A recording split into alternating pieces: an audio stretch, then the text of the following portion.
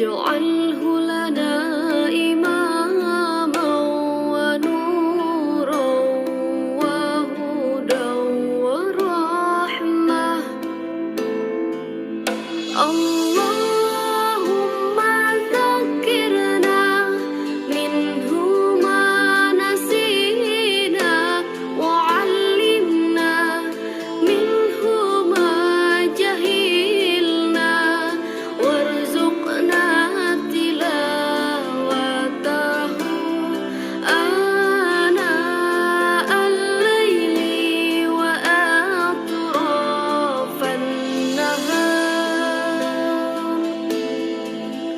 واجعله لنا حجة يا رب العالمين.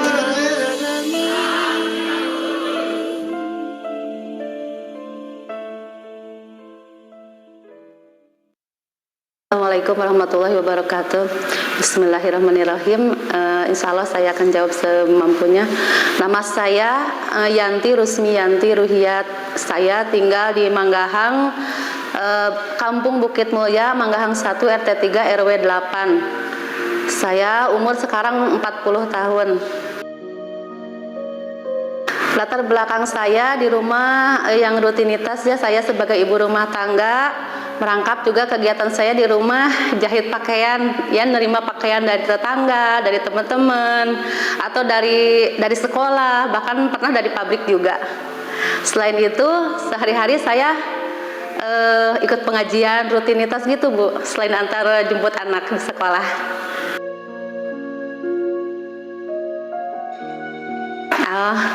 Awal kenal Gites, Mila ikut tahfidz, terus mengenalkan asal nama apa namanya kencleng. Kan saya kurang tahu ya. Asalnya anaknya dikasih celengan kecil yang dari plastik, bawahnya dibolongin, saya juga nggak ngerti. Pas beberapa bulan kemudian kata Ustadz deh, ini diganti anak-anaknya, dikasih Gites namanya yang kaleng itu. Nah dari sanalah saya mulai mengeluarkan infak buat penghafal. Dan saya mengeluarkan uang itu, insya Allah saya tiap ba'da subuh atau ada uang kembalian kalau dari warung ada receh, udah saya masukin ke sana aja Ibu. Nah ya sampai sekarang insya Allah berjalan. Terus lain itu di sekolah juga, alhamdulillah anak saya bisa meneruskan sekolah berkat bantuan Gites. Saya sangat berterima kasih saya telah mengenal Gites. Soalnya Mila itu hampir-hampiran putus sekolah Ibu pas kenaikan kemarin ke kelas 5, ke kelas 4 sekarang. Cuma saya kan konfirmasi sama Bu Sri. Bu Sri ini gimana anak saya? Saya ngelanjutin sekolah nggak mungkin ya, pindah juga sekolah nggak mungkin. Tapi atas bantuan dari Gites melalui Ibu Sri, udah aja Mila ikut daftar beasiswa Gites katanya. Ya alhamdulillah saya ikut. Meskipun ya dulu Mila pernah dapat penghargaan 3 kali dari Gites. Mungkin jangankan di akhirat ya Bu ya, di dunia juga sudah dibalas. Saya merasa bersyukur sekali ketemu sama Gites gitu Ibu.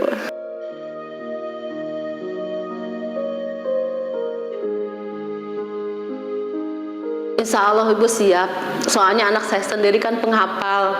Nah dia juga kan tanggung jawab saya. Siapa tahu Allah memberi rezeki yang lebih, saya bisa mempunyai penghafal-penghafal yang lain Bu, selain anak kandung sendiri gitu Bu, insya Allah.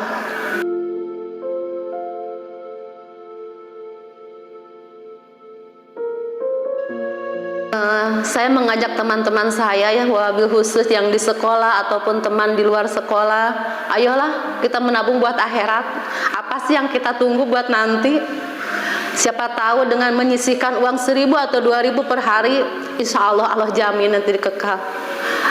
Soalnya saya mah udah merasakan sendiri gitu Bu ya kehebatannya Gites. Ya termasuk anak saya lah, alhamdulillah bisa meneruskan sekolah berkat bantuan Gites. Ya mungkin itu balasan Allah di dunia Bu.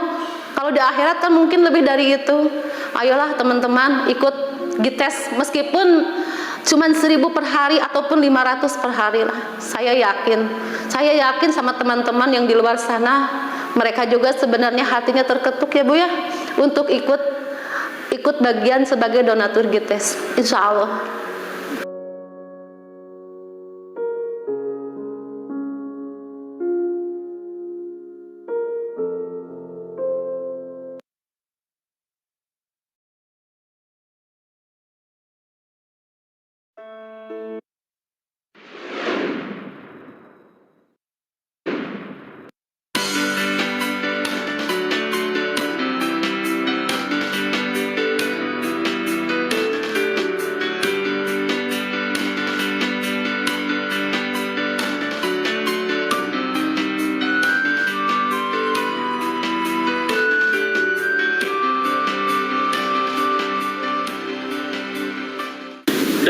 Serta mewujudkan visi mencetak 130 juta hufaz di Indonesia, Yayasan Indonesia Khatam bersama metode tes membuat program Bina Tahfidz Tes di sekolah, yang mana akan ada 30 siswa pilihan dari setiap sekolah yang akan kami bina untuk menghafal Al-Quran.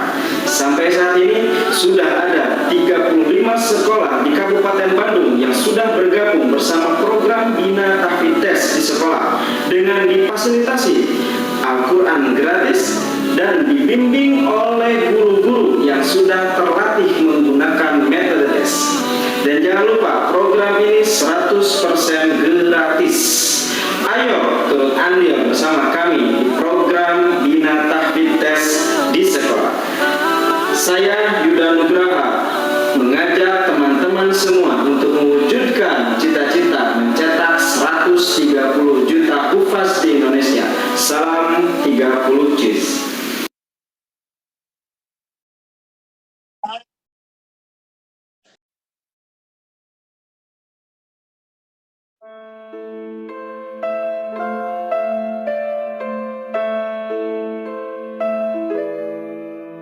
Allahumma arhamna bil Qur'an waj'alhu lana imaman wa nuran wa hudan wa rahmah. Allahumma dzakirna minhu ma nasina wa 'allimna minhu ma jahilna warzuqna tilawatahu ana al-laili wa atrafan nahar waj'alhu lana hujjatan ya rabbal alamin.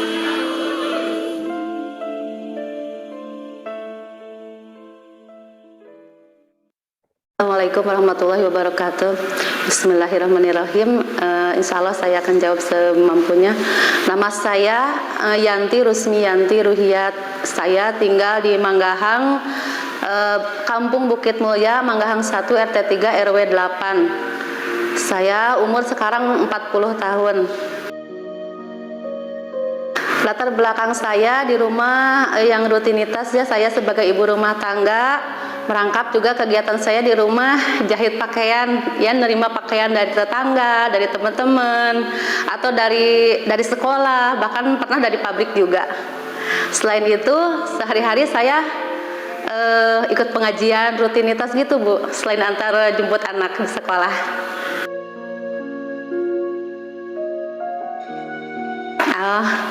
Awal kenal Gites, Mila ikut tahfidz, terus mengenalkan asal nama apa namanya kencreng. Kan saya kurang tahu ya. Asalnya anaknya dikasih celengan kecil yang dari plastik, bawahnya dibolongin, saya juga nggak ngerti. Pas beberapa bulan kemudian kata Ustadz deh, ini diganti anak-anaknya, dikasih Gites namanya yang kaleng itu. Nah dari sanalah saya mulai mengeluarkan infak buat penghafal. Dan saya mengeluarkan uang itu, insya Allah saya tiap ba'da subuh atau ada uang kembalian kalau dari warung ada receh, udah saya masukin ke sana aja Ibu. Nah ya sampai sekarang insya Allah berjalan. Terus lain itu di sekolah juga, alhamdulillah anak saya bisa meneruskan sekolah berkat bantuan Gites. Saya sangat berterima kasih saya telah mengenal Gites. Soalnya Mila itu hampir-hampiran putus sekolah Ibu pas kenaikan kemarin ke kelas 5, ke kelas 4 sekarang. Cuma saya kan konfirmasi sama Bu Sri. Bu Sri ini gimana anak saya? Saya ngelanjutin sekolah nggak mungkin ya, pindah juga sekolah nggak mungkin. Tapi atas bantuan dari Gites melalui Ibu Sri, udah aja Mila ikut daftar beasiswa Gites katanya. Ya alhamdulillah saya ikut. Meskipun ya dulu Mila pernah dapat penghargaan 3 kali dari Gites. Mungkin jangankan di akhirat ya Bu ya, di dunia juga sudah dibalas. Saya merasa bersyukur sekali ketemu sama Gites gitu Ibu.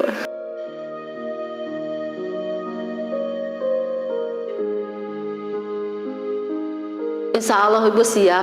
Soalnya anak saya sendiri kan penghafal. Nah, dia juga kan tanggung jawab saya. Siapa tahu Allah memberi rezeki yang lebih, saya bisa mempunyai penghafal-penghafal yang lain, Bu, selain anak kandung sendiri gitu, Bu. Insya Allah.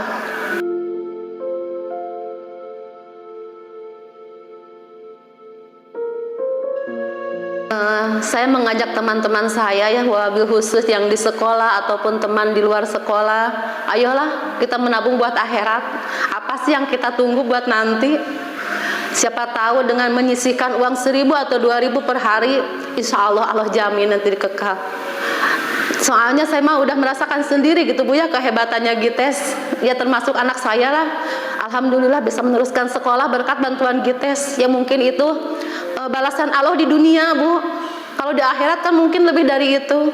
Ayolah teman-teman ikut GITES, meskipun cuman 1.000 per hari ataupun 500 per hari lah. Saya yakin sama teman-teman yang di luar sana, mereka juga sebenarnya hatinya terketuk ya Bu ya, untuk ikut bagian sebagai donatur GITES, insya Allah.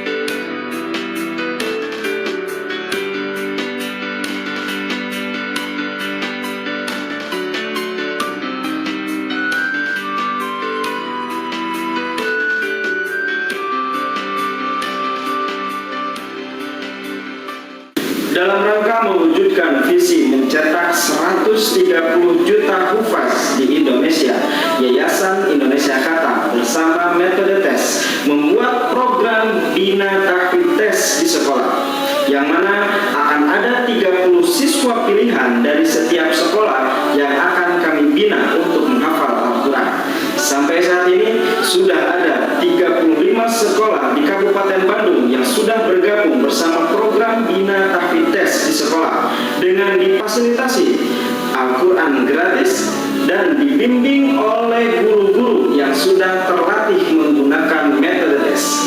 Dan jangan lupa program ini 100% gratis. Ayo turut andil bersama kami di program Bina Tahfidz Tes di sekolah. Saya Yuda Nugraha mengajak teman-teman semua untuk mewujudkan cita-cita mencetak 130 juta hufaz di Indonesia. Salam 30 Juz.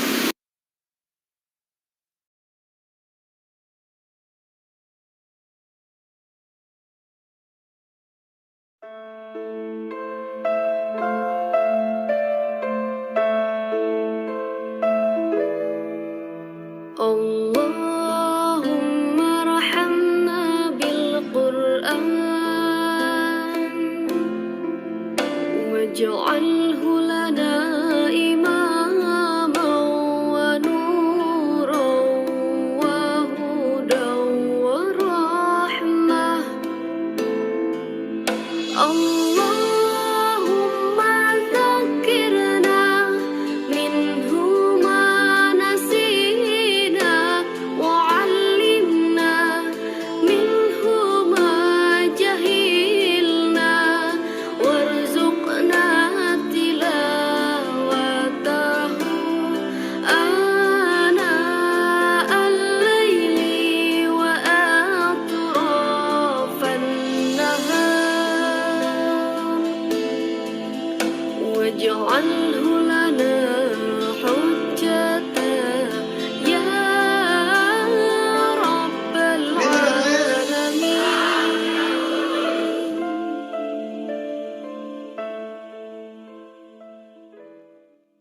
Assalamualaikum warahmatullahi wabarakatuh. Bismillahirrahmanirrahim. Insya Allah saya akan jawab semampunya. Nama saya Yanti Rusmiyanti Ruhiyat. Saya tinggal di Manggahang, Kampung Bukit Mulya, Manggahang 1 RT 3 RW 8. Saya umur sekarang 40 tahun. Latar belakang saya di rumah yang rutinitas ya, saya sebagai ibu rumah tangga, merangkap juga kegiatan saya di rumah, jahit pakaian, ya nerima pakaian dari tetangga, dari teman-teman, atau dari sekolah, bahkan pernah dari pabrik juga. Selain itu, sehari-hari saya ikut pengajian rutinitas gitu Bu, selain antara jemput anak di sekolah.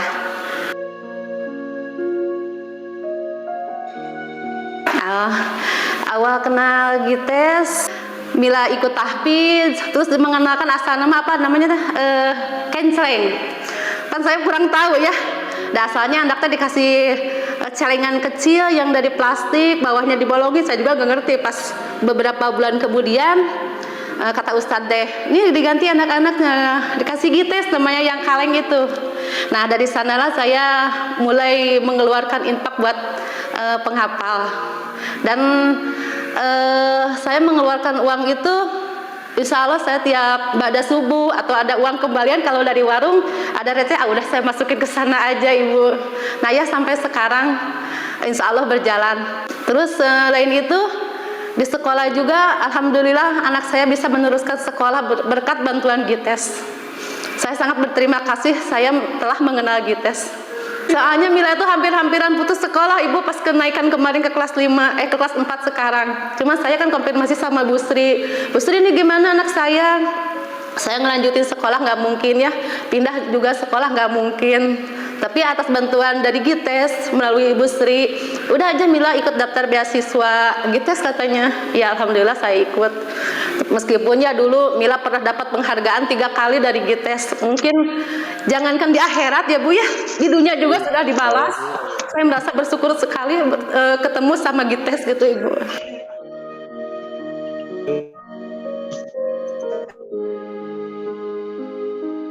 Insya Allah Ibu siap, soalnya anak saya sendiri kan penghafal. Nah dia juga kan tanggung jawab saya. Siapa tahu Allah memberi rezeki yang lebih, saya bisa mempunyai penghafal-penghafal yang lain Bu, selain anak kandung sendiri gitu Bu, insya Allah.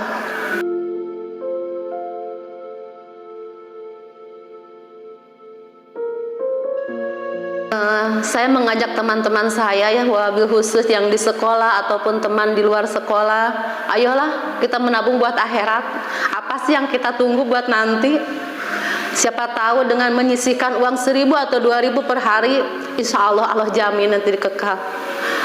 Soalnya saya mah udah merasakan sendiri gitu Bu ya kehebatannya Gites. Ya termasuk anak saya lah, alhamdulillah bisa meneruskan sekolah berkat bantuan Gites. Ya mungkin itu balasan Allah di dunia Bu. Kalau di akhirat kan mungkin lebih dari itu. Ayolah teman-teman ikut Gites, meskipun cuman 1.000 per hari ataupun 500 per hari lah. Saya yakin sama teman-teman yang di luar sana, mereka juga sebenarnya hatinya terketuk ya Bu ya, untuk ikut bagian sebagai donatur Gites, insya Allah.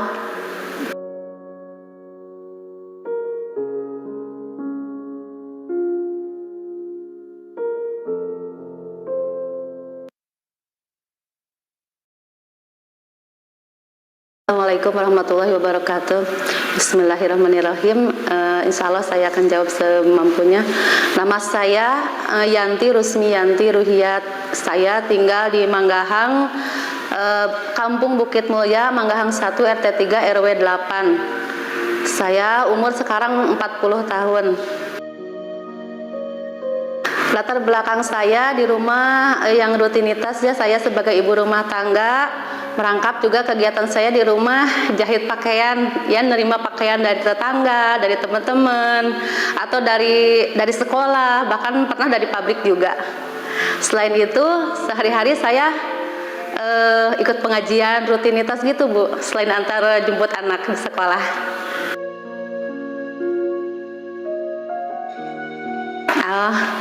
Awal kenal Gites, Mila ikut tahfidz, terus mengenalkan asal nama apa namanya kencreng. Kan saya kurang tahu ya. Asalnya anaknya dikasih celengan kecil yang dari plastik, bawahnya dibolongin, saya juga gak ngerti. Pas beberapa bulan kemudian kata Ustadz deh, ini diganti anak-anaknya, dikasih Gites namanya yang kaleng itu. Nah dari sanalah saya mulai mengeluarkan infak buat penghafal. Dan saya mengeluarkan uang itu, Insya Allah saya tiap ba'da subuh atau ada uang kembalian kalau dari warung ada receh, udah saya masukin ke sana aja Ibu. Nah ya sampai sekarang insya Allah berjalan. Terus selain itu di sekolah juga alhamdulillah anak saya bisa meneruskan sekolah berkat bantuan GITES. Saya sangat berterima kasih saya telah mengenal GITES. Soalnya Mila itu hampir-hampiran putus sekolah Ibu pas kenaikan kemarin ke kelas 5, ke kelas 4 sekarang. Cuma saya kan konfirmasi sama Bu Sri. Bu Sri ini gimana anak saya? Saya ngelanjutin sekolah nggak mungkin ya, pindah juga sekolah nggak mungkin. Tapi atas bantuan dari GITES melalui Ibu Sri, udah aja Mila ikut daftar beasiswa GITES katanya. Ya alhamdulillah saya ikut. Meskipun ya dulu Mila pernah dapat penghargaan 3 kali dari GITES. Mungkin jangankan di akhirat ya Bu ya, di dunia juga sudah dibalas. Saya merasa bersyukur sekali ketemu sama GITES gitu Ibu.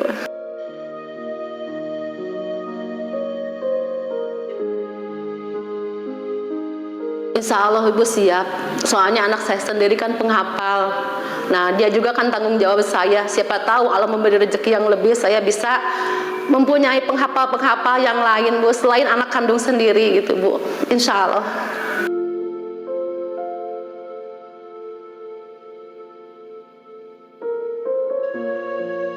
Saya mengajak teman-teman saya ya, wabil khusus yang di sekolah ataupun teman di luar sekolah, ayolah kita menabung buat akhirat. Apa sih yang kita tunggu buat nanti? Siapa tahu dengan menyisihkan uang 1.000 atau 2.000 per hari, insya Allah Allah jamin nanti dikekal. Soalnya saya mah udah merasakan sendiri gitu Bu ya kehebatannya GITES. Ya termasuk anak saya lah, alhamdulillah bisa meneruskan sekolah berkat bantuan GITES. Ya mungkin itu balasan Allah di dunia Bu. Kalau di akhirat kan mungkin lebih dari itu. Ayolah teman-teman ikut GITES meskipun cuman 1.000 per hari ataupun 500 per hari lah. Saya yakin sama teman-teman yang di luar sana, mereka juga sebenarnya hatinya terketuk ya Bu ya untuk ikut bagian sebagai donatur GITES, insya Allah.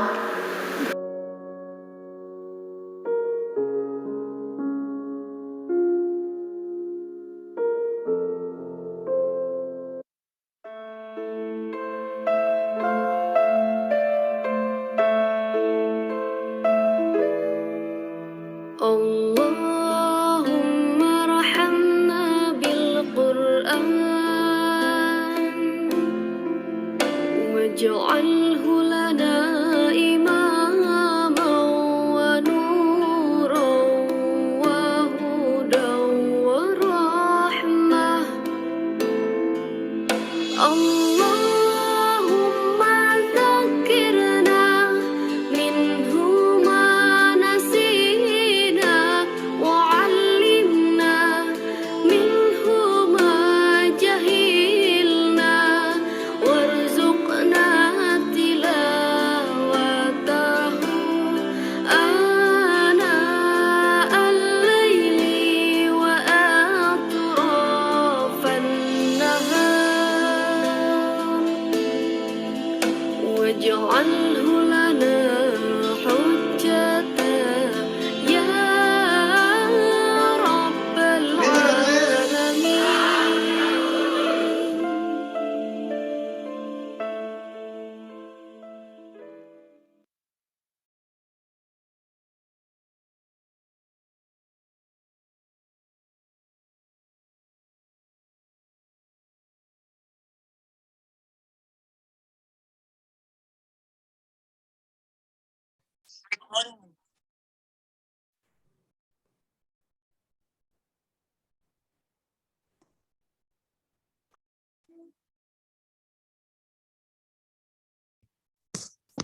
Assalamualaikum warahmatullahi wabarakatuh. Apa kabar sahabat Teras GITES di hari Jumat malam hari ini?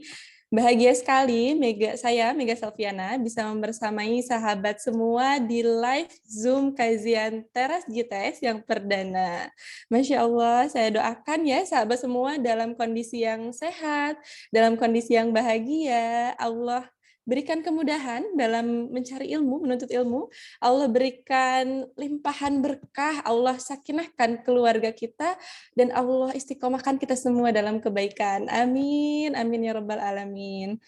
Nih, sahabat, Mega mau berbagi informasi nih, bahwa 2 pekan terakhir ini, alhamdulillah wa syukurillah Yayasan Indonesia Khatam bersama metode tes baru saja merampungkan wisuda tahfiznya yang ke-11. Masya Allah.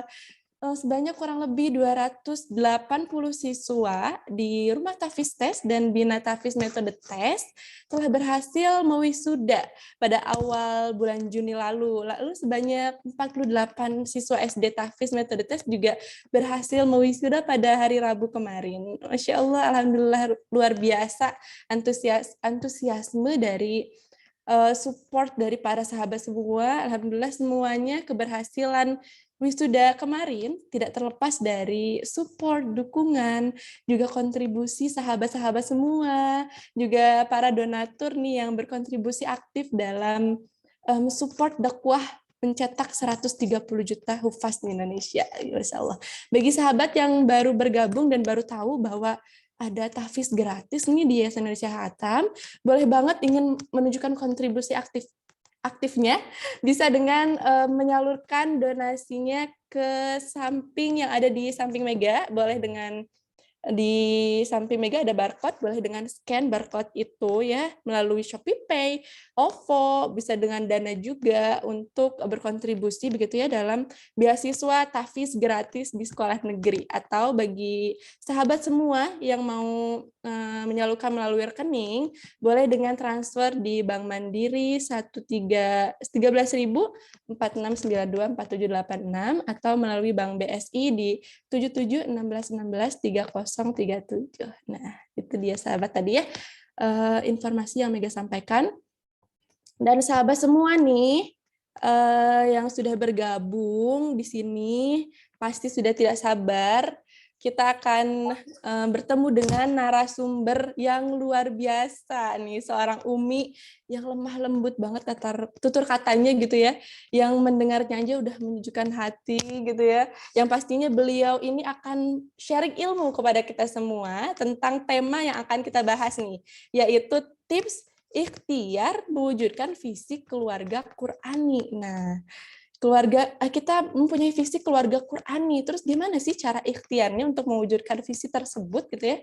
Nah, sebelum kita masuk ke materi, Mega mau dulu membacakan CV beliau nih, narasumber kita. Beliau adalah Umi Nana Nuraini SSI, yaitu seorang praktisi pendidikan dan konsultan pendidikan. Beliau mempunyai pengalaman 15 tahun mengajar di TK, SD, SMP, dan SMA. Masya Allah. Beliau juga mempunyai sertifikat mengajar nasional sejak 2012. Juga aktif sebagai guru kelas, guru bidang studi, wakil kepala sekolah kurikulum, dan juga kepala sekolah. Masya Allah. Sahabat semua pasti udah gak sabar banget ya untuk menyimak materi yang akan dipaparkan oleh Umi Nanan. Mari kita sambut dulu nih, sapa dulu beliau yang sudah ada di tengah-tengah kita semua. Assalamualaikum warahmatullahi wabarakatuh. Masya Allah. Waalaikumsalam Teh Mega. Umi. Alhamdulillah. Baru aja sekarang kita ngobrol-ngobrol ya Umi tentang materi ini nih, baru aja ketemu. Masya Allah. Bismillah ya, insya Allah. Mudah-mudahan jadi malam weekend yang berkah dan bermanfaat. Amin, ya Rabbal Amin, Alamin. amin. Sebelumnya makasih banget Umi sudah mau sharing ilmu nih Umi di malam hari ini. Makasih banget udah menyempatkan waktu di kajian Teras Gites yang perdana. Umi sudah siap Umi untuk menyampaikan materinya? Insya Allah. Biar nggak terlalu malam selesainya Teh. Jadi sebaiknya kita mulai saja ya. Baik Umi, tafadhol Umi, silahkan. Saya izin share screen Bapak Ibu semua. Iya, bismillahirrahmanirrahim. Assalamualaikum warahmatullahi wabarakatuh. Waalaikumsalam warahmatullahi wabarakatuh. Asyhadu an la ilaha illallah, asyhadu anna Muhammadan abduhu wa rasuluh, ma ba'du. Sebelumnya Teh Mega hatur nuhun sudah membuka acara. Kemudian kepada Bapak Ibu semua, Ayah Bunda, juga rekan-rekan dari GITES, dari sekolah juga hadir ini, rekan-rekan dari sekolah, Masya Allah luar biasa. Hadir, Masya Allah. Malam ini menjelang weekend, GITES memfasilitasi suatu kegiatan yang sangat berkah ya, menuju weekend, menuju kita rileks. Alhamdulillah ada acara yang sangat pas melepas stres selama sepekan kita bekerja, menuju liburan 2 hari, ada acara teras GITES. Ini tiap pekan ya Teh atau tiap bulan? Insya Allah tiap pekan Umi, Masya tiap pekan. Allah. Insya Allah tiap pekan atau sebulan sekali kita rancangnya dulu. Awalan Iya, iya, dikunci ya Bapak Ibu hadirin, hadirah sekalian, tiap Sabtu malam, insya Allah kalau tiap pekan menjadi acara yang berkah di weekend ya. Dan kebetulan hari ini panitia memberi kesempatan untuk sharing tentang ikhtiar mewujudkan visi keluarga Qur'ani. Bapak Ibu sekalian, juga rekan-rekan yang dirahmati Allah, saya sebenarnya belum lama bergabung dengan tim GITES beserta yayasan yang menaunginya, semata-mata terpesona dengan Al-Quran ya. Alhamdulillah di kesempatan ujung umur saya sudah memasuki usia jelita ya. Saya sudah jelita, alhamdulillah Allah beri kesempatan untuk berkontribusi bersama yayasan dan rekan-rekan GITES untuk mewujudkan visi keluarga Qur'ani. Wabil khusus, insya Allah amanah saya di bidang pendidikan, mendampingi tim SD dan tim SMP, karena sebenarnya kafaah saya, profesional saya adalah di bidang pendidikan, sehingga sharing kali ini pun saya akan lebih banyak mengeksplor di pedagogi ataupun andragoginya ya, tetapi ini berkaitan dengan tema keluarga Qur'ani. Sebelumnya mari kita memasuki dulu narasi renungan. Narasi renungan tentang Al-Quran yang barangkali Bapak Ibu yang hadir, yang sudah mencintai Al-Quran, sudah paham ya narasi ini. Tetapi rasanya kita hadirkan kembali untuk mengingatkan, untuk menguatkan, untuk membulatkan azam gitu, bahwa inilah Al-Quran yang visinya ingin kita bumikan di keluarga kita. Ini juga patut kita syukuri ya, Teh Mega dan Bapak Ibu sekalian, rekan-rekan juga. Alhamdulillah saat ini umat muslim semakin maju. Hari ini kita berada di kondisi yang berbeda dengan 20-30 tahun yang lalu, di mana menghafal Al-Quran dulu itu ya menjadi hal yang eksklusif, hanya dilakukan di pesantren. Nah ini Teh Mega belum lahir ya, 20-30 tahun yang lalu. Belum Umi. Belum. Jadi dulu itu waktu usia saya SD atau awal SMP, Masya Allah, yang namanya menghafal Al-Quran itu sangat eksklusif dan hanya dilakukan di pesantren, di pedesaan gitu ya. Berkat taufik Allah dan memang rencana Allah semata, seiring dengan alam kebebasan di Indonesia saat ini, aktivitas menghafal Quran mulai berkembang menjadi gerakan yang umum dilakukan oleh semua kalangan ya, tidak hanya santri yang identik di pedesaan, luar biasa di kota pun aktivitas menghafal menjadi idaman semua keluarga, idaman muslim dan muslimah. Bahkan di kampus favorit sekalipun justru ya, ini adalah fenomena yang mencolok. Kebetulan saya dari kampus negeri, menurut kami gitu ya waktu itu, di kampus negeri, di kampus umum itu justru vibe Al-Quran tidak kalah dengan kampus-kampus syariah atau kampus-kampus Islami. Itu luar biasa gitu ya, dengan aktivis kampusnya yang selalu membawa Al-Quran di tasnya, itu luar biasa.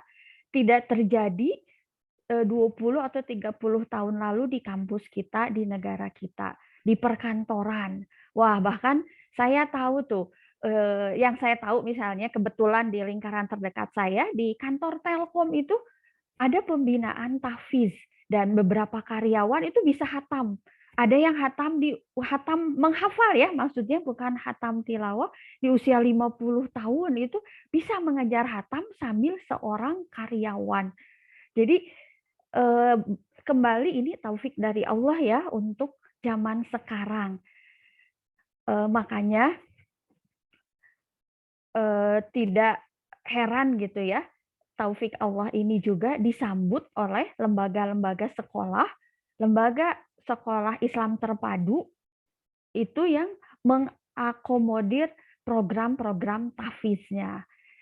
Yang saya tahu, kebetulan saya tinggal di Bandung Timur, dekatlah sama Bandung Selatan, itu hampir semua sekolah IT dan bahkan di Kabupaten Bandung juga ya, mengadopsi kegiatan menghafal Al-Quran. Ini luar biasa ya, dan digawangi oleh Yayasan Indonesia Hatam di Kabupaten Bandung, menghafal Quran menjadi tren tersendiri. Jadi teringat perkataan Pak Jemi ya, selama masih ada Yayasan Indonesia Hatam, maka Kabupaten Bandung tidak akan padam dalam menghafal Quran, Masya Allah.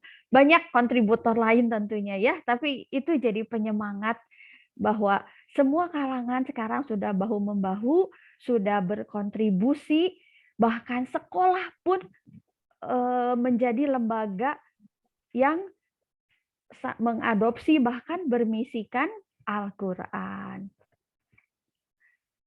Ini perkataan terkenal ya, kita semua yang merindukan naungan Al-Quran pasti sering melihat perkataan dari Said Qutb ini. Dibacakan saja ya, hidup di bawah naungan Al-Quran adalah nikmat. Nikmat yang tidak diketahui kecuali oleh orang yang merasakannya. Nikmat yang membuat mulia waktu kita, berkah dan suci. Di bawah naungan Al-Quran, aku telah hidup dengan jiwa yang tenang, jiwa yang kokoh. Di bawah naungannya, aku mampu hidup dan melihat kekuasaan Allah di setiap kejadian dan urusan.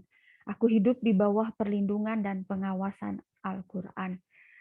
Seorang Said Qutb, memang ya, kalau Bapak Ibu sudah baca bukunya atau minimal baca biografinya, beliau dari seorang yang punya latar belakang jahiliyah, sama sekali bukan background Islami, kemudian hijrah, menemukan Al-Quran, itu mempunyai lompatan yang luar biasa ya, kecintaannya terhadap Al-Quran. Beda dengan, mohon maaf ya, mungkin banyak di antara kita yang dari kecil sudah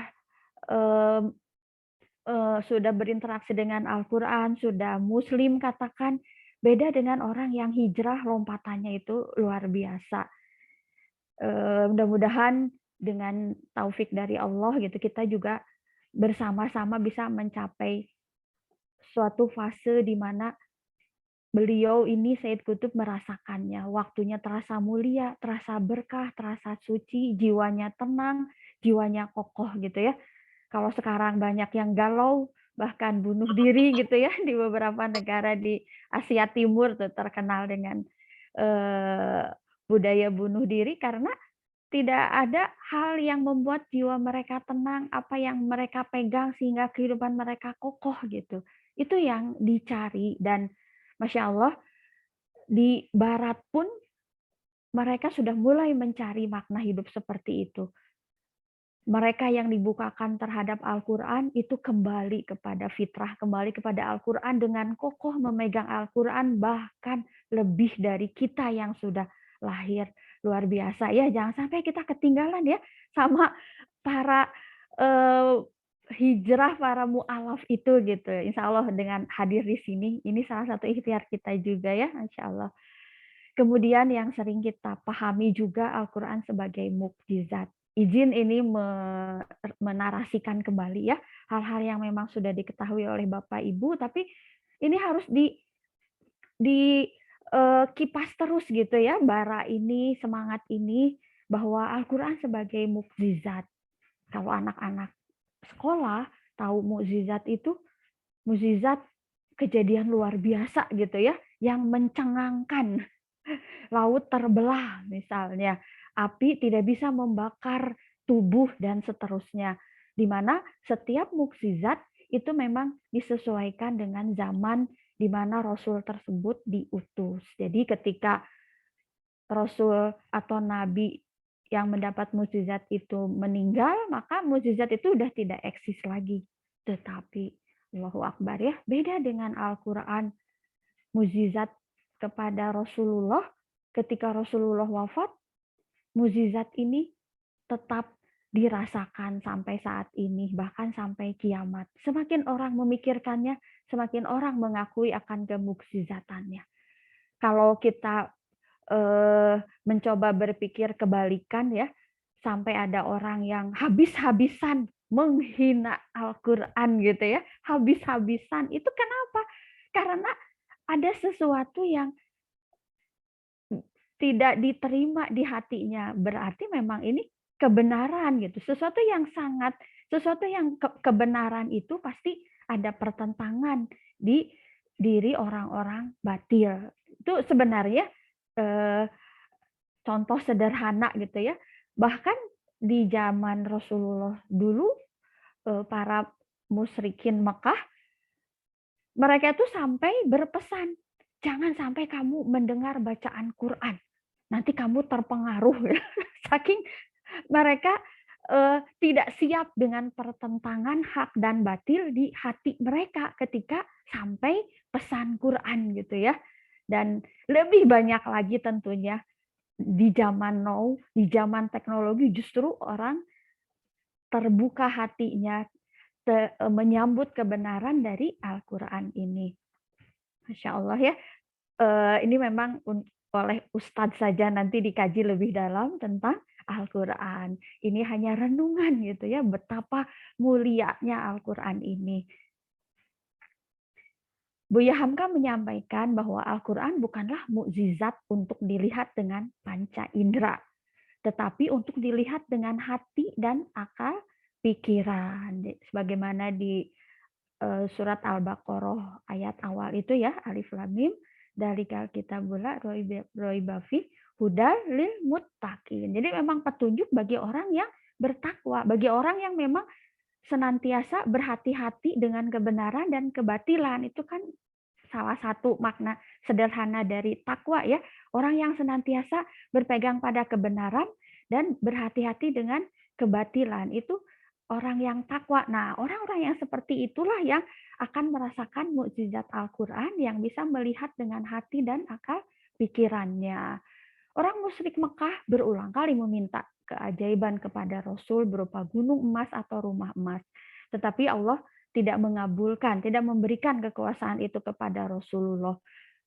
Ternyata memang keagungan Al-Quran ini tidak sebanding dengan mukjizat-mukjizat yang bisa dilihat dengan panca indera.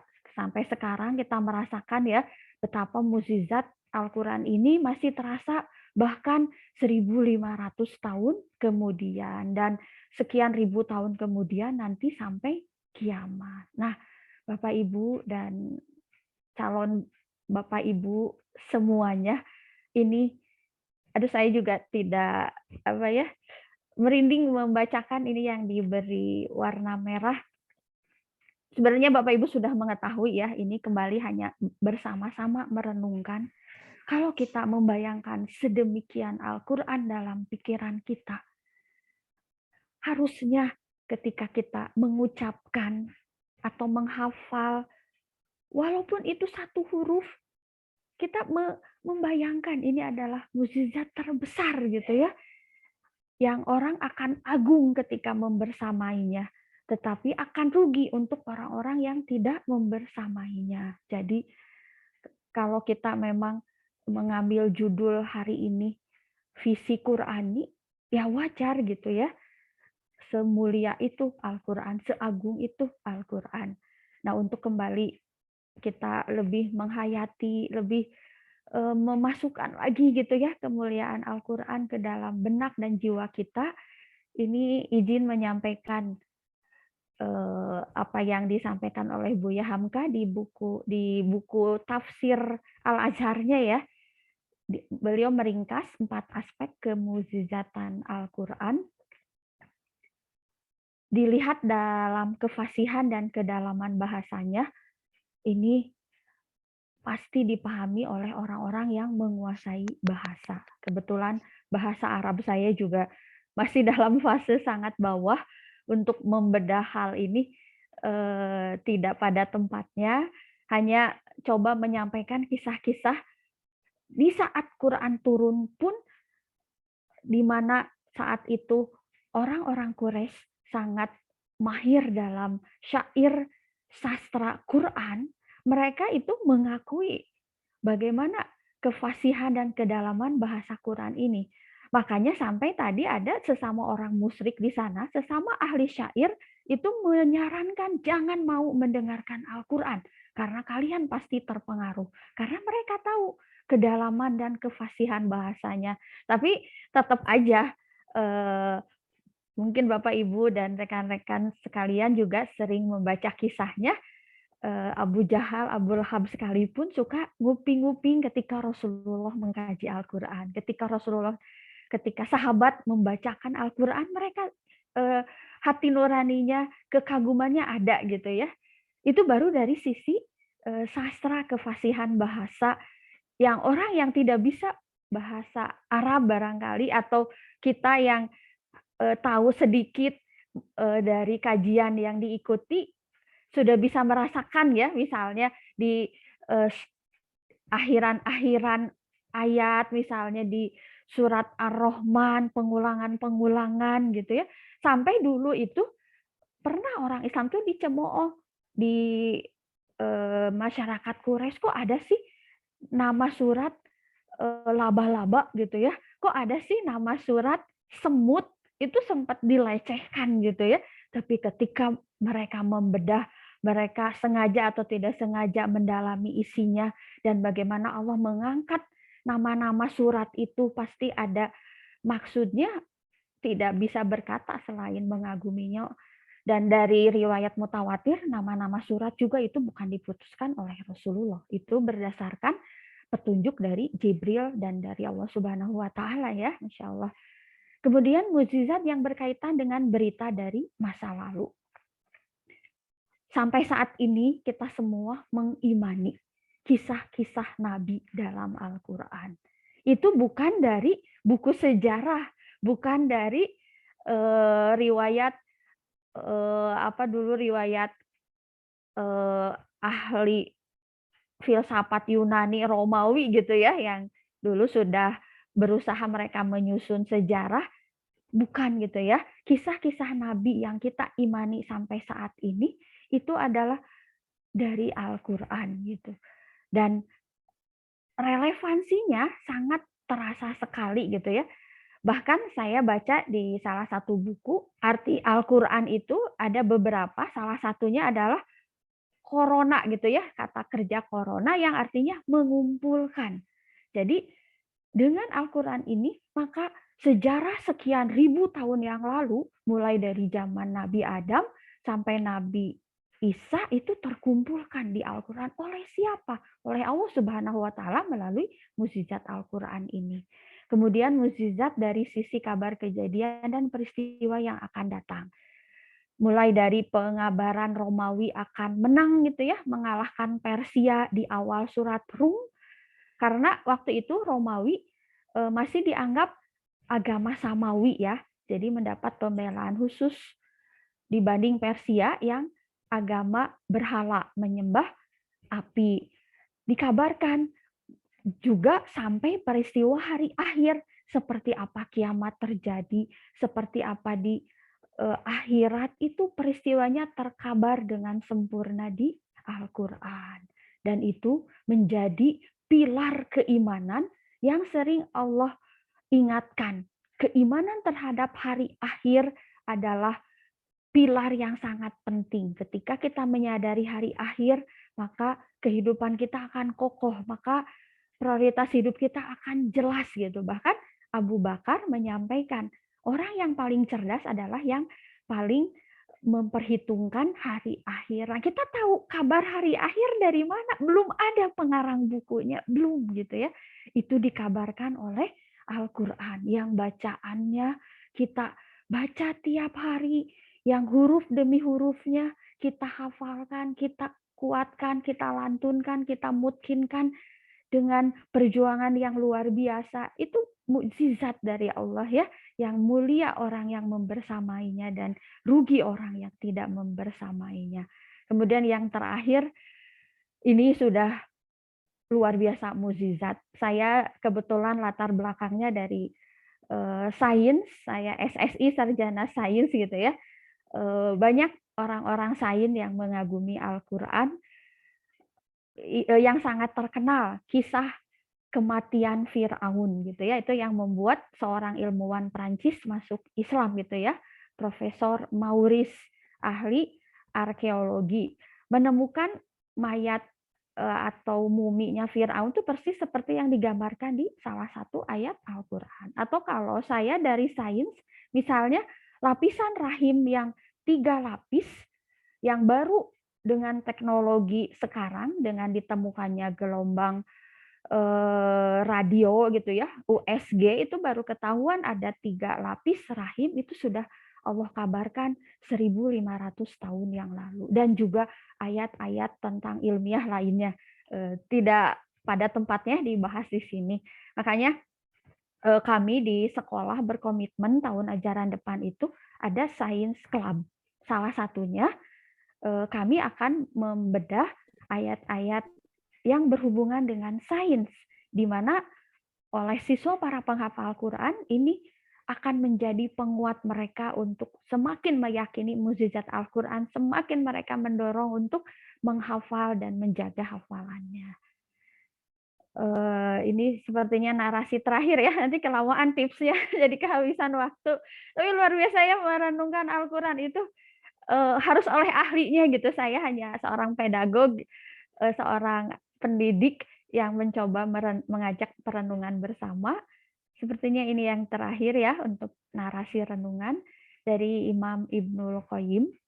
Yang disebut ahli Quran adalah mereka yang membaca, mengilmui, dan mengamalkannya sekuat tenaga meski tidak menghafal seluruhnya. Jadi ada kata sekuat tenaga ya. Masya Allah. Sebaliknya, walau sudah menghafal seluruhnya, tapi tidak memahami dan mengamalkannya, maka ia tidaklah disebut ahlul Quran.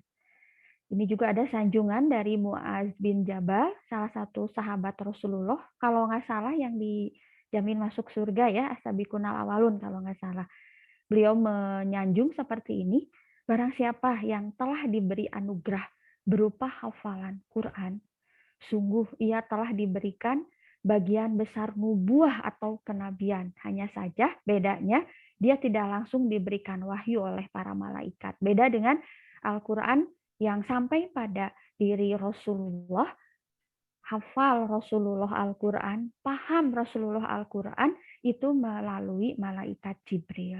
Akan tetapi ahlul Quran yang bisa menghafal Quran, memahami dan mengamalkannya itu sungguh seperti halnya telah mendapat nubuah kenabian. Jadi, Masya Allah ya, betapa mulianya para penghafal Al-Quran ini. Betapa mulianya para ahlul Quran ini. Karena bisa disandingkan dengan suatu nubuah gitu ya. Disanjungkan oleh Muaz bin Jabal ini suatu nubuah.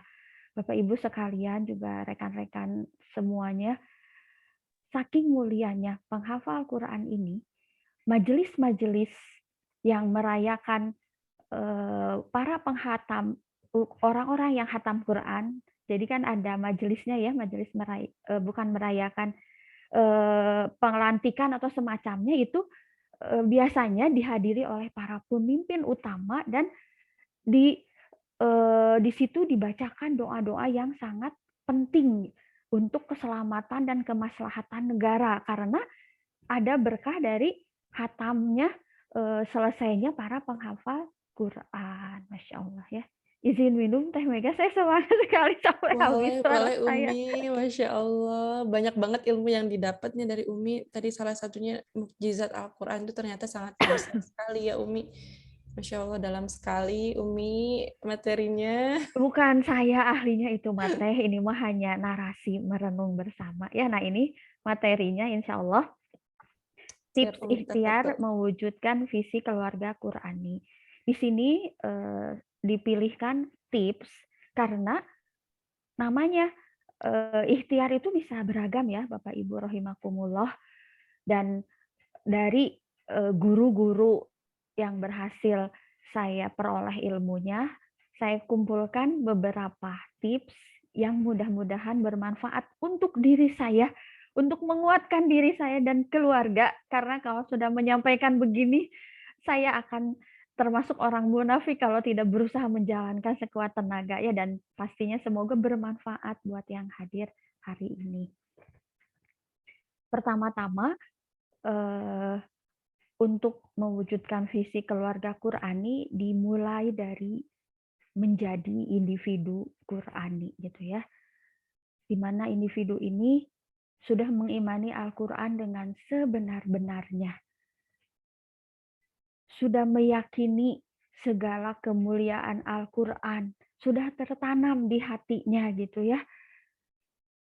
Kemudian yang kedua, dia sudah menetapkan bahwa berinteraksi dengan Al-Quran menjadi misi prioritas keluarga dia.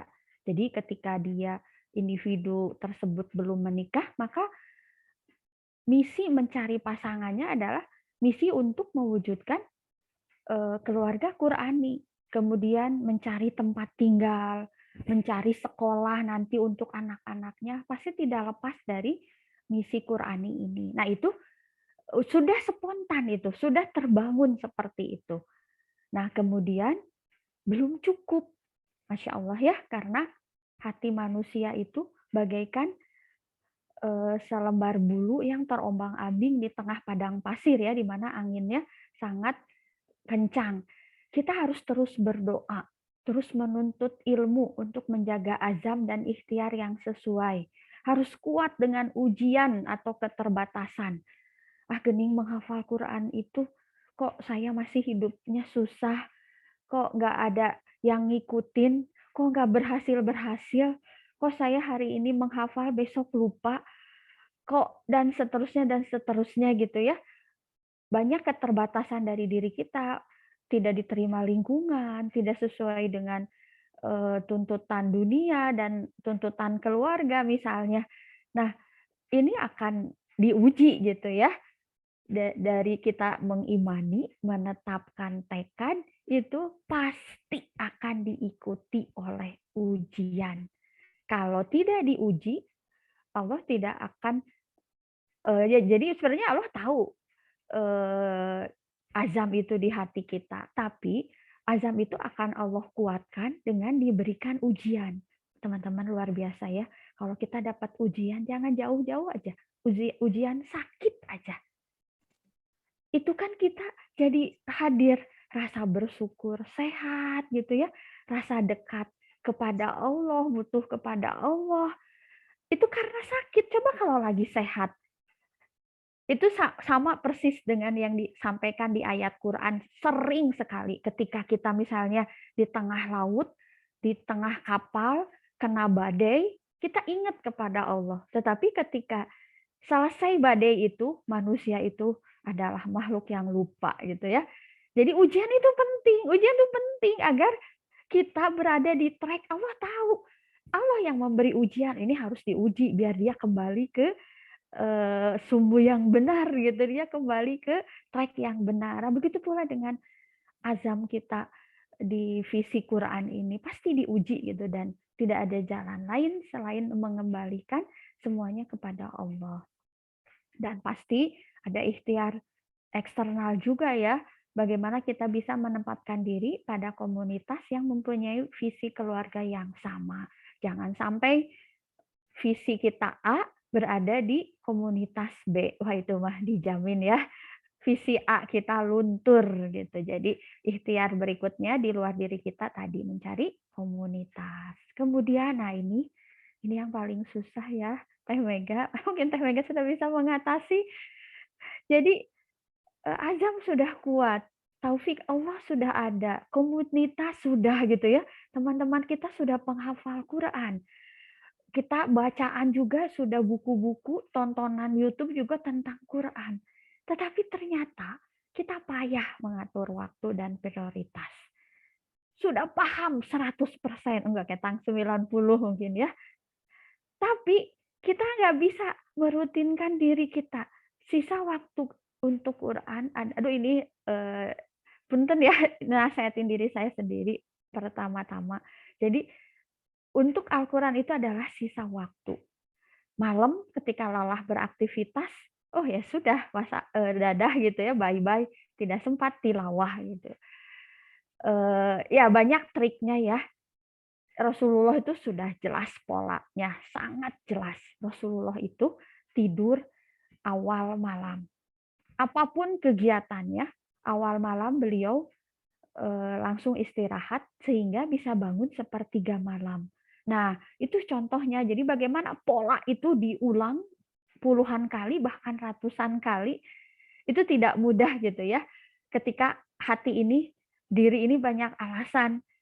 Wah, sudah gimana ini begini, ini begitu. Itu pasti, tiap orang pasti. Dan kata orang bijak, makin banyak amanah, justru dia itu makin kualitas waktunya. Biasanya kelonggaran waktu itu tidak menjamin kita punya waktu yang cukup dengan Al-Quran. Tidak dijamin ya. Jadi kalau banyak kegiatan itu jadi alasan, suatu saat dia ditakdirkan kegiatannya dikit, belum tentu dia punya waktu untuk Al-Quran. Jadi mangga itu ke diri masing-masing, ke karakter masing-masing cocoknya seperti apa. Yang jelas kalimat bahwa Al-Quran adalah sisa waktu itu salah sekali ya. Tetapi harus mengalokasikan waktu untuk Al-Quran.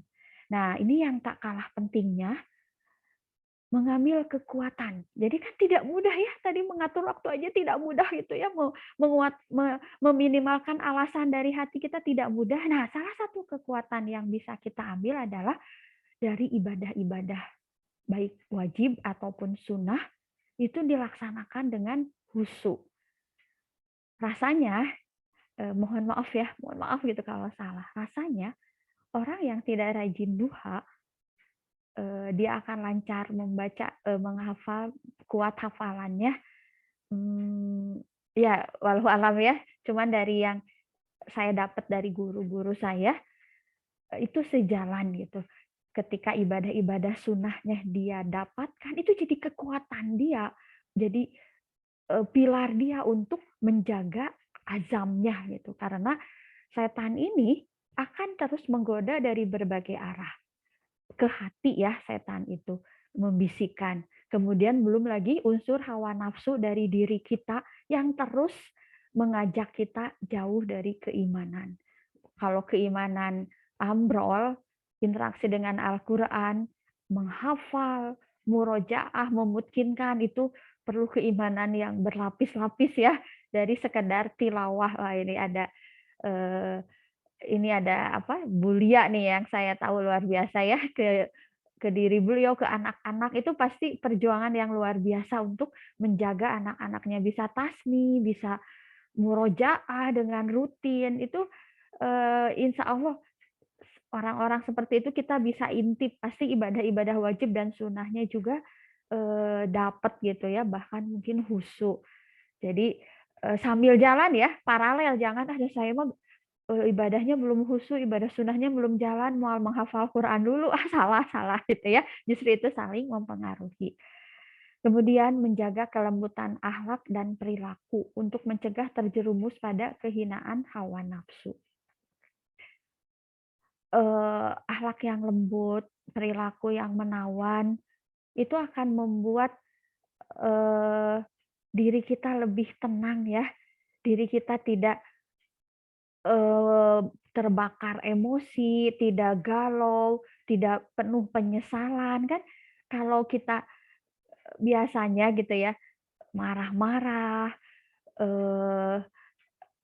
atau kita berbuat suatu kemaksiatan, itu kan akan mengotori hati kita gitu ya.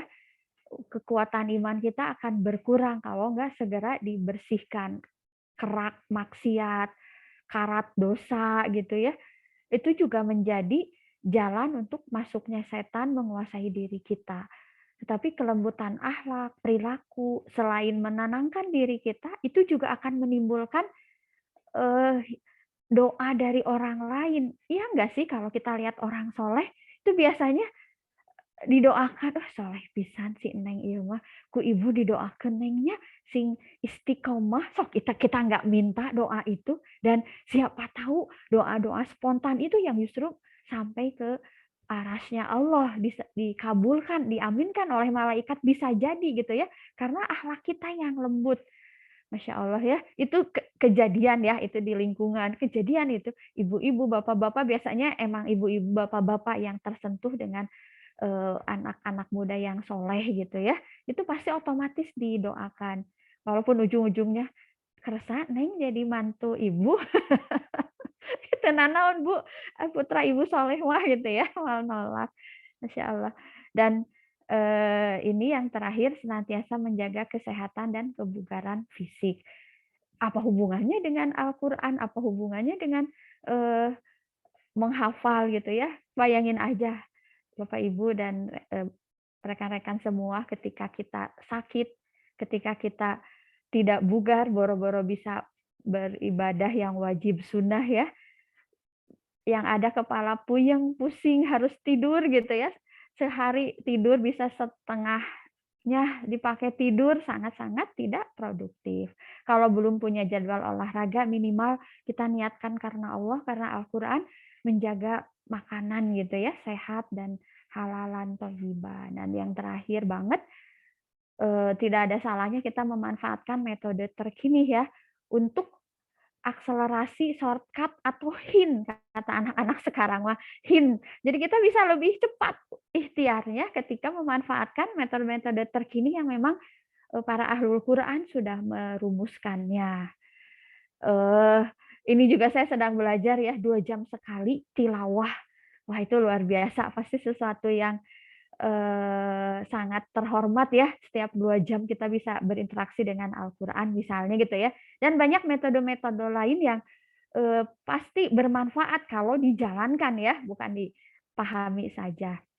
Nah yang kedua, tips orang tua nih. Jadi tadi yang sudah menjadi individu Qurani, menjadi orang tua, apa yang harus disiapkan ketika kita sudah mempunyai anak gitu ya, sudah siap mendidik anak, anak sudah hadir bersama kita. Pertama, siapkan akar yang kokoh.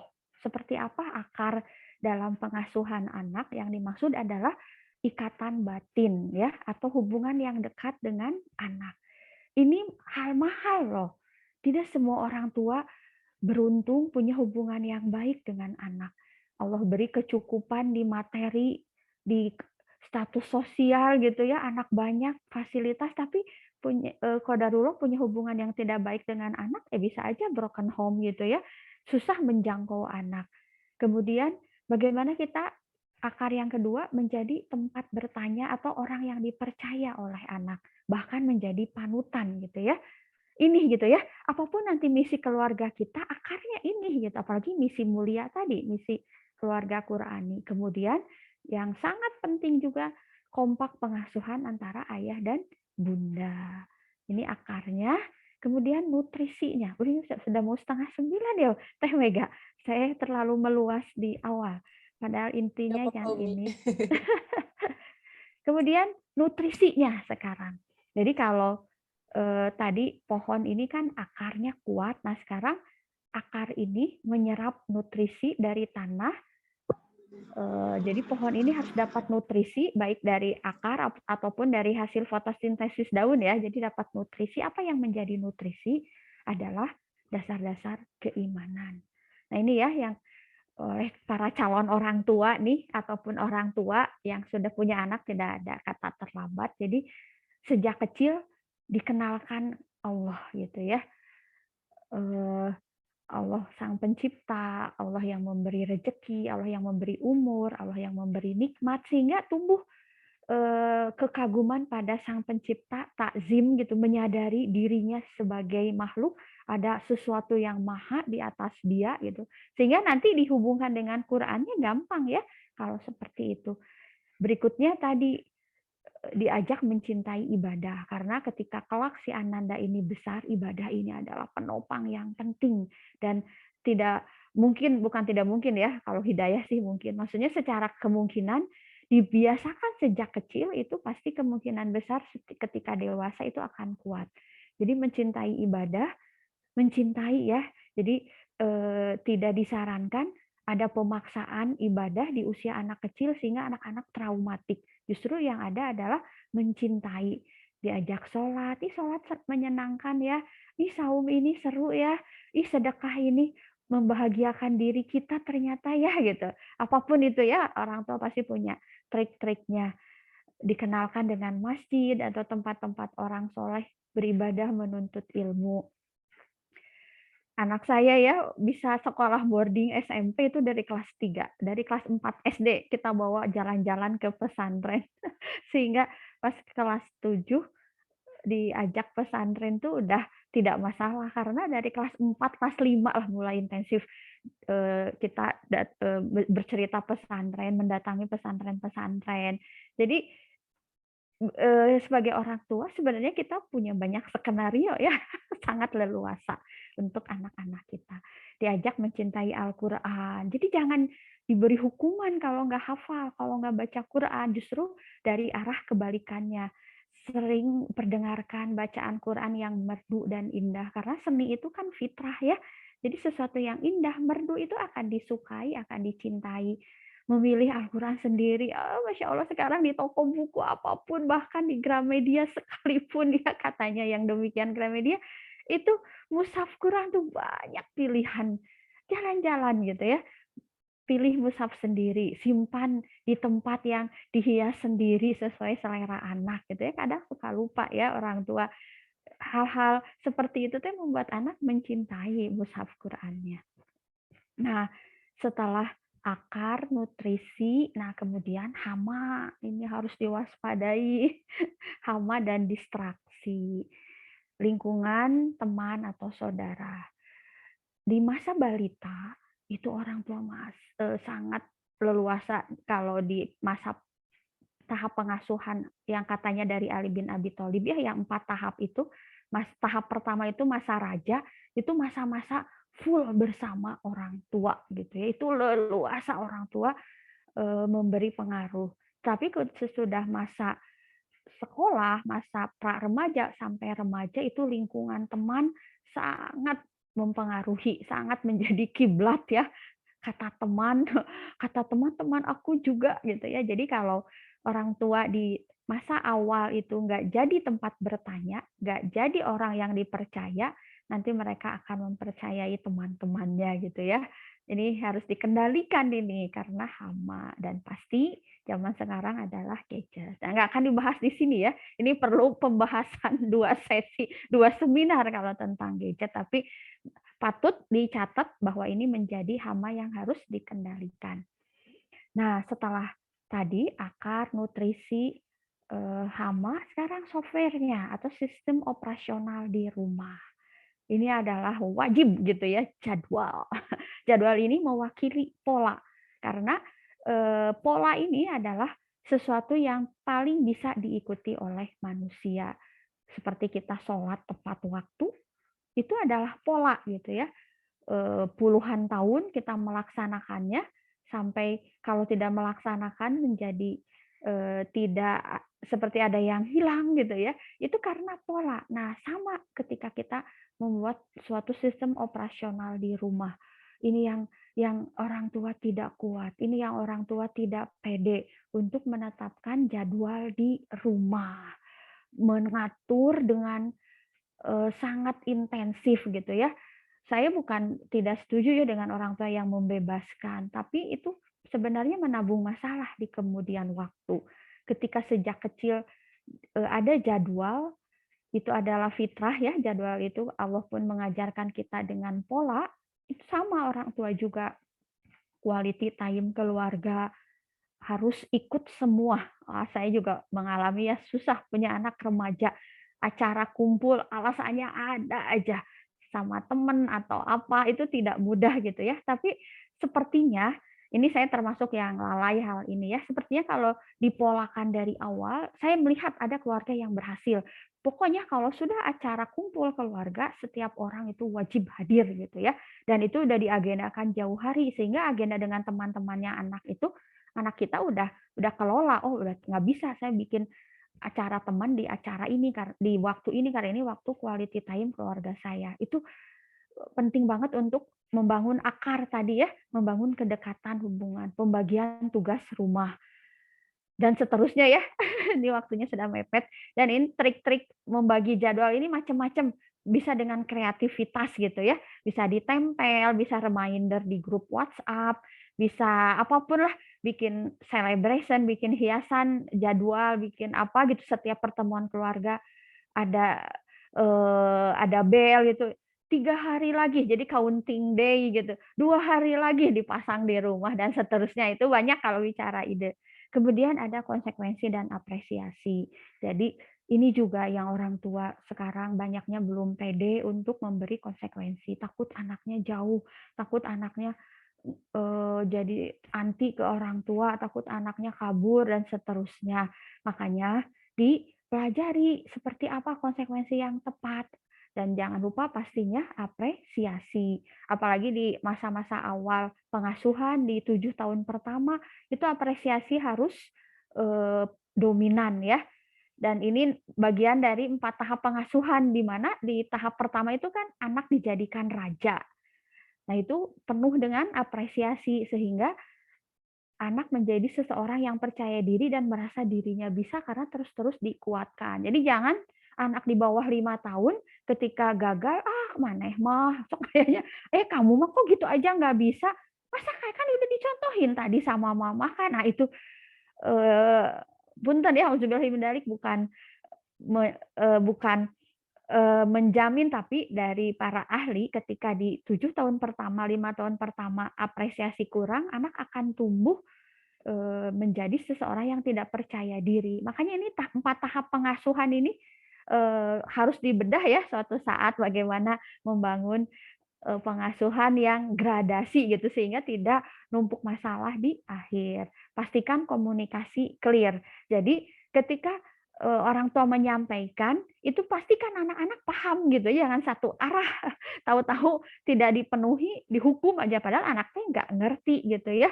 Misalnya anak lagi nonton TV, terus orang tua mamahnya manggil-manggil, udah nggak kedengeran atuh ya, manggilnya dari dapur. Pas sudah deket si anak, sudah di depan TV, ujuk-ujuk dijewer. Ari kamu, mama udah manggil 10 kali. Anaknya tuh kaget. Oh, mama tadi manggil. Tapi kan anak juga keburu sakit hati ya. Ujuk-ujuk saya dijewer gitu. Padahal nggak tahu dipanggil. Jadi ya itu, pastikan komunikasinya sampai sebelum ada konsekuensi gitu ya. Nah ini ya, sistem operasional rumah 3 hal ini. Nah, yang tips berikutnya, siap berpartner. Jadi ya kita menyadari ya, orang tua juga dulu kita oleh orang tua kita tidak dididik sempurna gitu. Banyaknya kita belajar sendiri, apalagi sekarang ilmu parenting, seminar parenting, ahli parenting ini luar biasa ya, mengawal para keluarga. Itu sangat mungkin kita berpartner dengan pihak lain. Misalnya mengundang ustadz ke rumah gitu ya. Wah, sangat mungkin sekali ya. Kita memuliakan ustadz ahli ilmu, mendatangkan ke rumah, bagaimana kita takzim ke guru ngaji, itu jadi pelajaran tersendiri ya. Atau bekerja sama dengan lembaga yang tepat. Ada pengajian sore, TPA, itu ada sekolah Islam terpadu. Ya alhamdulillah sekarang ini lembaga sekolah Islam jauh lebih banyak. Dulu ya jadi ke saya lagi karena saya orangnya angkatan jelita. Sekarang jelang 50 tahun, zaman saya SD. Mohon maaf, SD yang bagus tuh SD Kristen gitu ya.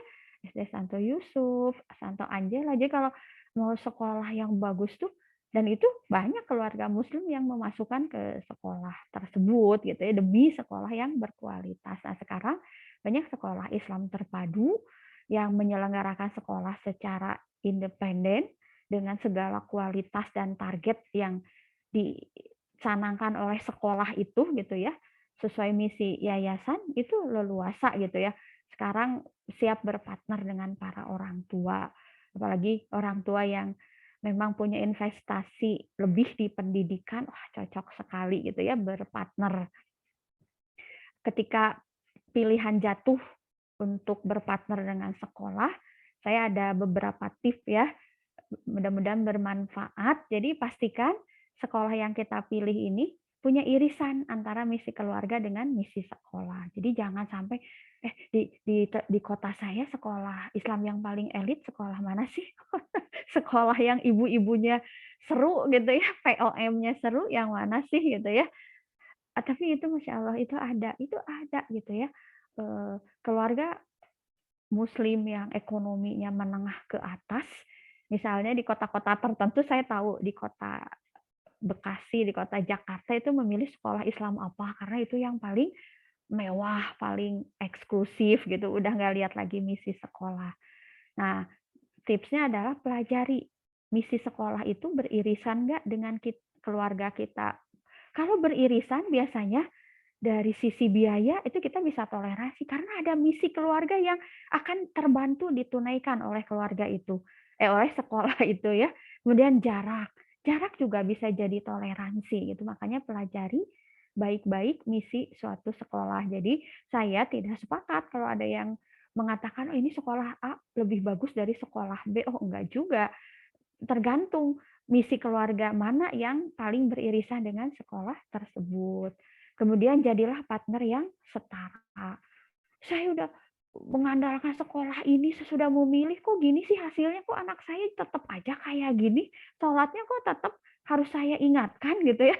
Misalnya gitu ya, itu tidak setara. Padahal kan ketika anak kita soleh, ketika anak kita hafal Quran, yang dapat nanti posisi mulia di akhirat di surga nanti kan orang tua, bukan guru ya, bukan guru Quran, bukan. Ketika mahkota ahlul Quran berhasil didapatkan anak kita di surga, mahkota itu diberikan ke orang tua, bukan ke guru sekolah, bukan ke guru Quran ya. Jadi jadilah partner yang setara.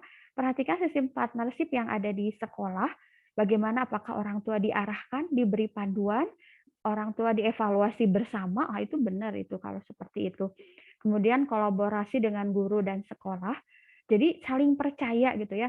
Dalam pengalaman saya mengelola sekolah, saya menemukan kasus anak yang susah diarahkan oleh guru, itu ternyata pernah beberapa kasus karena orang tuanya sering komplain, sering marah-marah di depan anak kepada sekolah. Jadi kalau di rumah itu malam-malam, anaknya nanyain PR ke orang tua, mana PR-nya? Ih, kenapa sih guru teh kok ngasih PR susah gini? Aneh ini mah sekolah apa nggak dipantau? Gurunya apa nggak dikontrol? Dan caci maki lainnya gitu ya ke guru dan sekolah di depan anak. Itu saya menemukan kasus beberapa anaknya juga jadinya nggak nurut ke guru dan ke sekolah. Jadi kurang kolaborasi ya kasus seperti itu. Kolaborasi dengan sesama orang tua. Ya karena kan anak-anak kita bergaulnya dengan teman-teman di sekolah, kalau kita bisa mengkondisikan orang tuanya, bisa sehati gitu ya, sama-sama. Misalnya gitu ya, ada temennya yang dibelikan HP yang mahal. Protes deh anak di rumah ke mamanya, mah si Fulan HP-nya bagus sih. Nah itu kan kalau kita sama orang tuanya bisa guyub gitu ya, sering musyawarah, sering ada pertemuan, insya Allah hal-hal negatif seperti itu bisa terkurangi. Iya, Bu Mega, cukup kayaknya ya. Punten ini saya di akhir agak ngebut, tadi salah membagi waktu, terlalu berlama-lama di slide awal. Wallahu alam bisawab. Mohon maaf kurang lebihnya atas kata-kata yang yang kebanyakan barangkali ada yang salah, itu pasti dari diri saya pribadi. Insya Allah jadi perbaikan ke depannya. Mangga Teh. Assalamualaikum warahmatullahi wabarakatuh. Jazakallah khairan katsiran Umi Nanan atas penjelasannya yang tadi luar biasa ya Umi ya. Betul, setuju sekali bahwa tren saat ini itu beberapa tahun yang lalu menghafalkan Al-Quran itu trennya hanya di pesantren ya Umi. Kalau misalnya tren sekarang itu sudah banyak gitu lembaga-lembaga yang memfasilitasi, dan banyak juga metode-metode yang bagi kita untuk menghafalkan Al-Quran itu mudah gitu ya Umi ya. Dan salah satunya adalah metode tes gitu ya, metode tilawah evaluasi sederhana. Itu kita patut bersyukur sekali pada era ini dimudahkan dengan adanya metode-metode penemuan penghafalan Al-Quran ini, salah satunya dengan metode tes, dan adanya aplikasi AIN yang mereminder tilawah kita setiap 2 jam. Maka tidak ada alasan bagi kita untuk menjadi individu yang bukan Qurani lagi gitu ya Umi ya.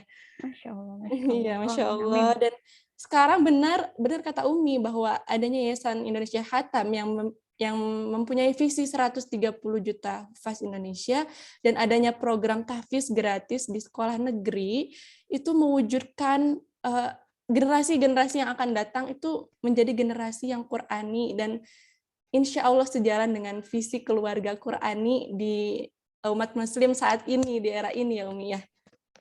Baik, karena waktunya sudah habis ya Umi, jadi kita tidak ada sesi tanya jawab begitu ya bagi teman-teman semua.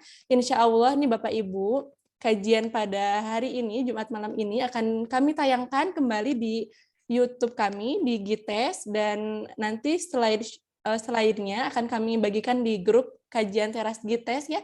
Bagi teman-teman semua yang di sini belum masuk dalam kajian teras GITES, bisa menghubungi admin di nomor 0812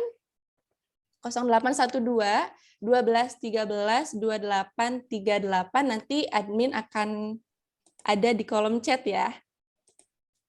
Dan bagi teman-teman semua yang ingin berdonasi untuk para penghafal Al-Quran, bagi beasiswa tahfiz gratis di sekolah negeri, boleh banget berdonasi melalui Bank Mandiri kami serta Bank BSI kami di nomor 13.046924786 dan juga Bank BSI di 7716163037. Baik, kepada Umi saya aturkan terima kasih banyak, jazakillah khairan katsiran Umi atas waktunya dan penyampaian materinya.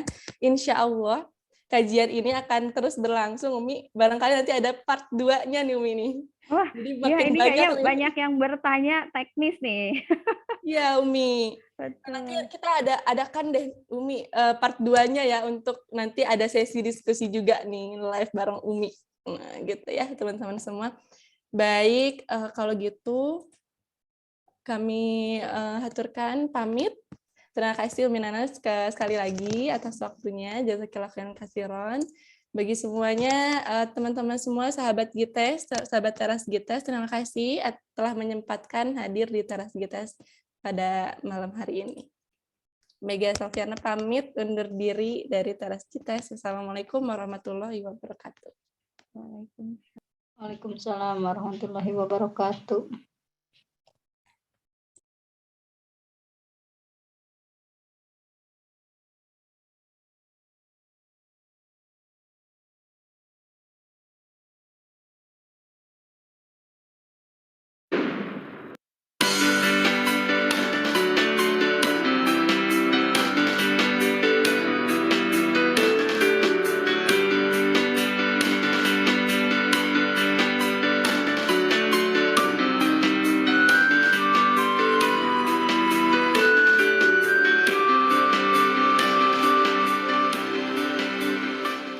Dalam rangka mewujudkan visi mencetak 130 juta hufaz di Indonesia, Yayasan Indonesia Khatam bersama metode tes membuat program Bina Tahfidz Tes di sekolah, yang mana akan ada 30 siswa pilihan dari setiap sekolah yang akan kami bina untuk menghafal Al-Quran.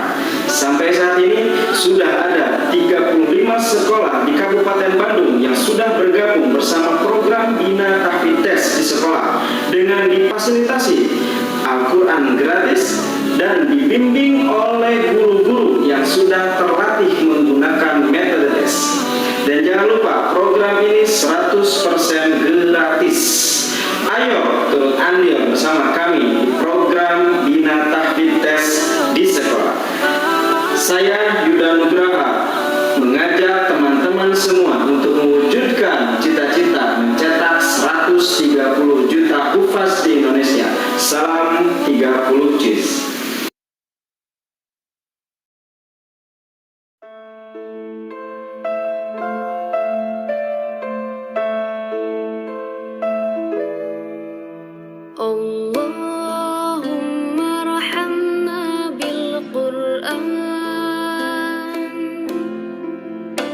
واجعله لنا إماما ونورا وهدى ورحمة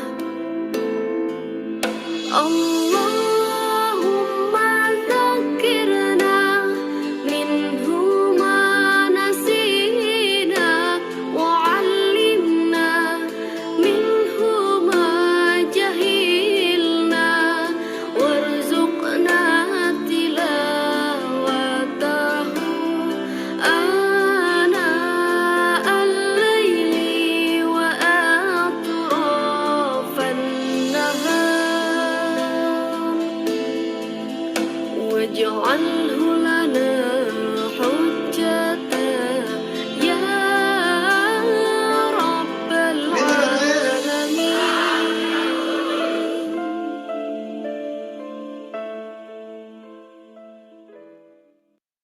Assalamualaikum warahmatullahi wabarakatuh. Bismillahirrahmanirrahim. Insya Allah saya akan jawab semampunya. Nama saya Yanti Rusmiyanti Ruhiyat. Saya tinggal di Manggahang, Kampung Bukit Mulya, Manggahang 1 RT 3 RW 8. Saya umur sekarang 40 tahun. Latar belakang saya di rumah yang rutinitas ya, saya sebagai ibu rumah tangga, merangkap juga kegiatan saya di rumah jahit pakaian, ya nerima pakaian dari tetangga, dari teman-teman, atau dari sekolah, bahkan pernah dari pabrik juga. Selain itu, sehari-hari saya ikut pengajian rutinitas gitu Bu, selain antara jemput anak di sekolah.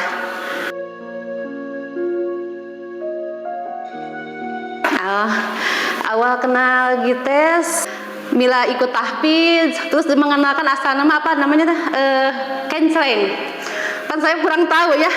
Asalnya anaknya dikasih celengan kecil yang dari plastik, bawahnya dibolongin, saya juga nggak ngerti. Pas beberapa bulan kemudian kata Ustadz deh, ini diganti anak-anaknya, dikasih Gites namanya yang kaleng itu.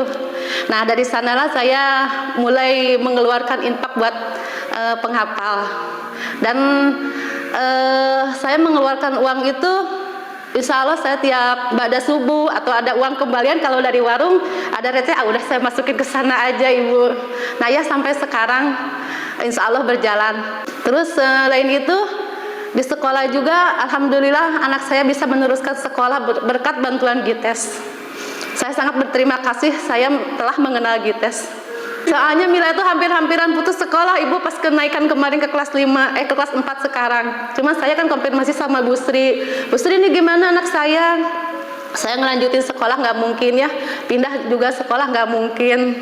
Tapi atas bantuan dari Gites melalui Ibu Sri, udah aja Mila ikut daftar beasiswa Gites katanya. Ya alhamdulillah saya ikut. Meskipun ya dulu Mila pernah dapat penghargaan 3 kali dari Gites. Mungkin jangankan di akhirat ya Bu ya, di dunia juga sudah dibalas. Saya merasa bersyukur sekali ketemu sama Gites gitu Ibu.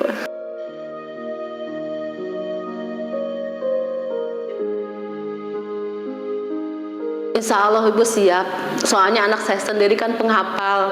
Nah dia juga kan tanggung jawab saya. Siapa tahu Allah memberi rezeki yang lebih, saya bisa mempunyai penghafal-penghafal yang lain Bu, selain anak kandung sendiri gitu Bu, insya Allah.